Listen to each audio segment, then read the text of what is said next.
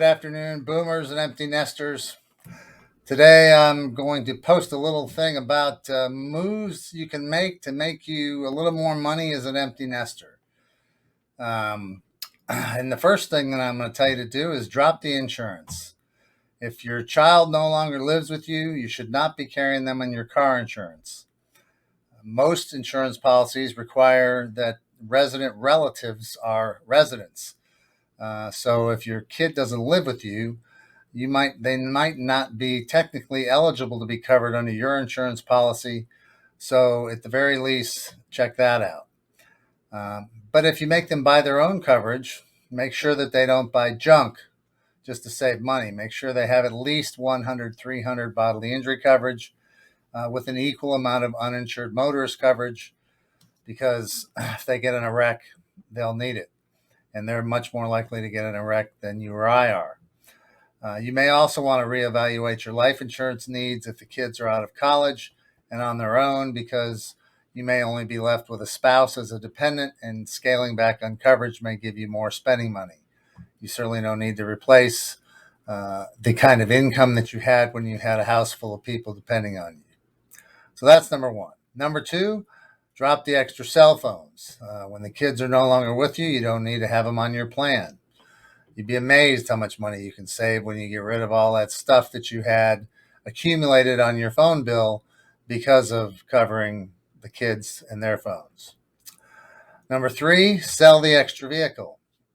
If you're like me, we have three kids. Each has their own car. I have a truck. I have a little sports car, and I have my daily driver. And my wife has a minivan and her daily driver. So now the kids are gone, but we still have 5 vehicles. So there's really no reason for that. And I need to reduce the number of vehicles at least by one. And I plan on doing that. Number four, reevaluate your cable TV services.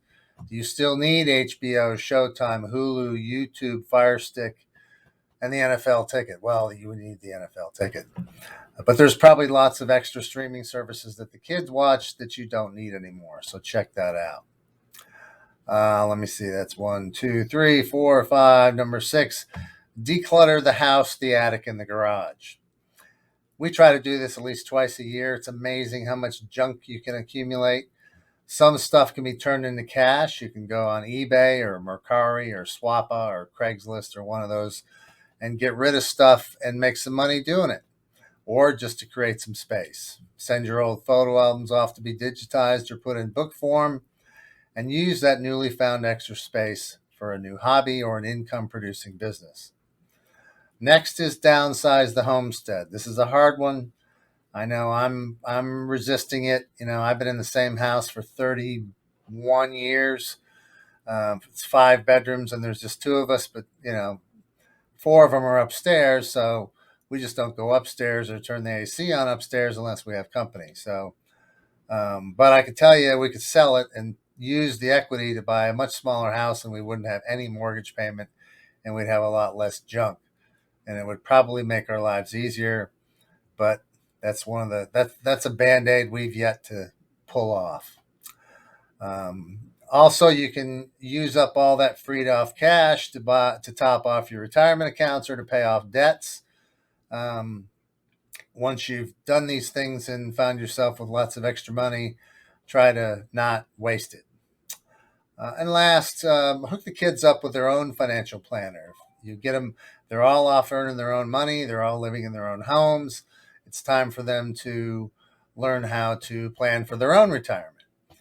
One thing I would recommend is I bought the game Rich Dad, Poor Dad. We play it like once a month, and it's a great way to teach the kids the difference between being in the rat race and owning the racetrack. So depending on how far you are from retirement, you should also check periodically with your own planner to see how you're doing. And once you retire and you're settled into your SSI and fixed income, it might be too late. So those are some ideas for making your life a little easier and making your wallet a little fatter as you become empty nesters. And I'll keep writing them as I keep thinking of them. So have a great day. That's it for now. Brian Tong at Boomer Life.